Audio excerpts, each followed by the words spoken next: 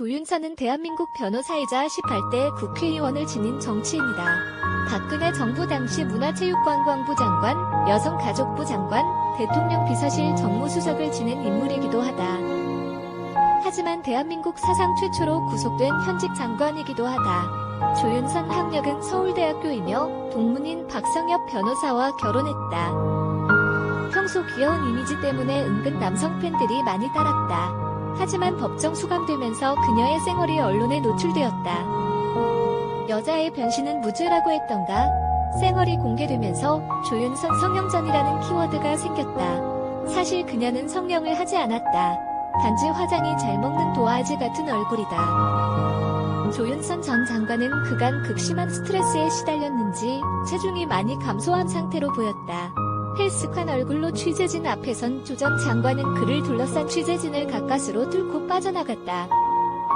한편 조윤선 전 장관을 변호한 남편 박성엽 변호사의 발언도 새삼 회자되고 있다. 박성엽 변호사는 지난 3일 블랙리스트 관련 공판에서 조윤선 전 장관의 무죄를 주장하며 피고인이 구속된 뒤 집에 돌아와 텅 빈 방을 보면서 지켜주겠다는 다짐을 지키지 못해 무력감을 느꼈다면서 전념을 다했으나 하늘의 뜻이라면 따르겠다고 눈물을 흘린 바 있다. 조윤선 나이는 1966년 7월 22일생입니다.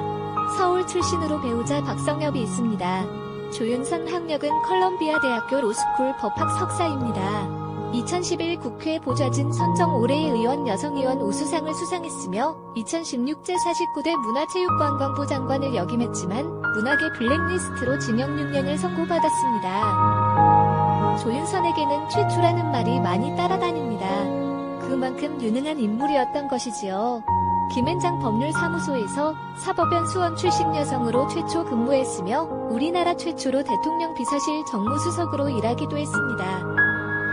조윤선 외모, 조윤선 몸매가 이슈가 되기도 하는데요. 조윤선 키는 167cm인데 예쁜 외모와 몸매로 화제가 되기도 했지요. 이 때문에 연예인급 정치인이라고 불리기도 했습니다. 가나한 외모로 항상 큰 주목을 받았기 때문입니다.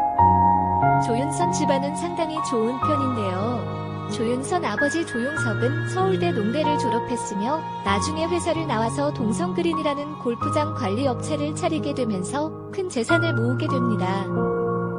조윤선 어머니는 약사로 일했으며 조윤선 외할아버지가 공무원 출신이지요.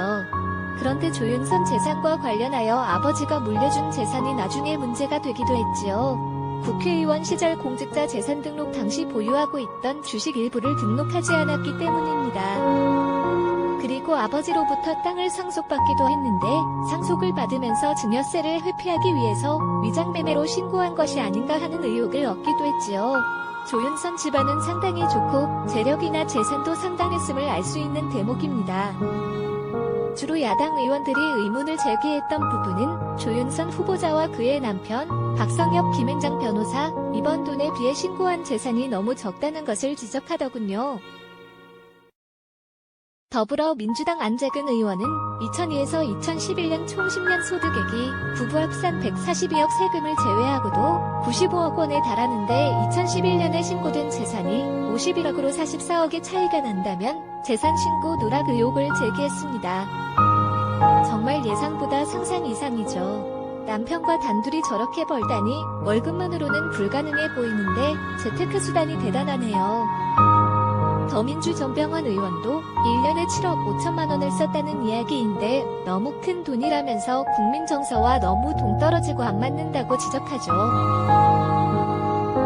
조윤선은 재산 차익이 큰 것은 소득의 사무실 운영비나 운전기사 월급 등이 포함되어 있어서 그렇다고 해명했습니다.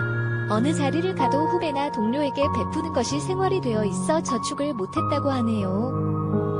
조윤선 딸 인턴 관련 특혜 의혹도 있었는데 최근 장관으로 내정되면서 여러가지 구설수에 휘말리고 있습니다. 뭐 어떤 것이 진실이든 일반인 차원을 넘어선 다른 세계에 사는 사람 이야기 같습니다. 조윤서 배우자 박성엽 변호사는 대학 1학년 때에 처음 만나게 됩니다. 두 사람의 러브스토리는 과거 한 TV 방송 프로그램을 통해 공개되었죠. 당시 방송에 따르면 조윤선은 남편과 서울대학교 동문이었고 도서관에서 우연히 처음 만났다고 합니다. 그것이 인연이 돼 7년이라는 경련의 끝에 결혼에 골인하게 되죠. 박성엽 나이는 조윤선보다 5살 연상입니다. 두 사람은 오랫동안 연인 관계로 지내다가 1990년 조윤선이 대학을 졸업한 다음에 결혼을 하게 됩니다. 그리고 조윤선이 사법시험을 보게 되는데 남편의 조언이 큰 힘이 되었습니다.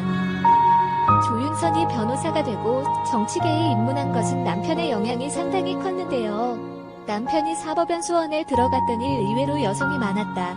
사법시험을 쳐보는 것이 어떻냐고 제안을 했다고 합니다.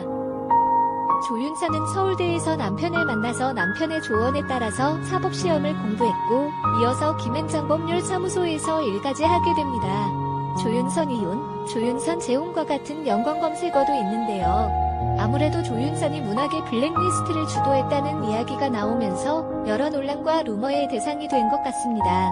그러나 조윤선은 이혼을 하지 않았으며 박성엽이 문자로 조윤선에게 조언을 하는 등 여전히 애틋한 모습을 보이고 있는 것 같습니다. 항상 여성 최초라는 수식어가 따라다니며 승승장구했던 조윤선에게 큰 시련이 닥쳤다고 말을 할 수 있지요. 아무튼 조윤선은 이번 문학의 블랙리스트 주도 혐의로 이제 더 이상 정치 활동을 하기에는 힘들 것 같습니다. 조윤선에 대한 대중들의 비난도 상당한데요. 조윤선과 남편 박성엽 변호사의 앞으로의 행보에 관심을 가져볼 필요가 있을 것 같습니다.